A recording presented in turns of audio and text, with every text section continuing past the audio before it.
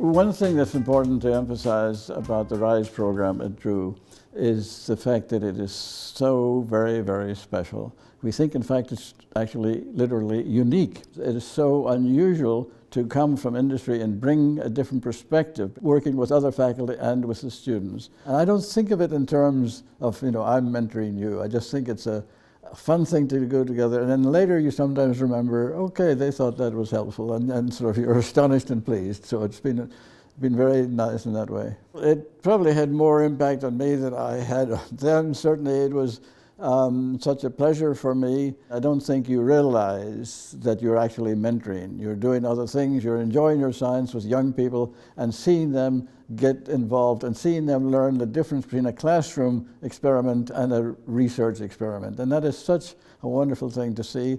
The students I've worked with at Drew have all done very well in their lives after Drew. Several of them are physicians. I can think of at least 4 have gone on to successful medical careers. A couple of them have got joint MD, PhDs.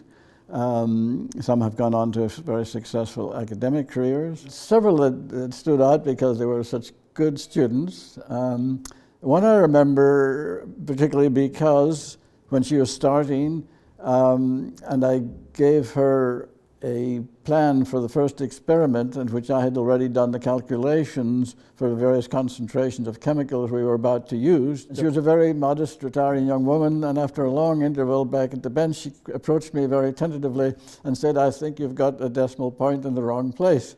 She was right, but that's not the important thing. The important thing is that she was not just going to follow instructions blindly, and I knew that was going to work out, and it did.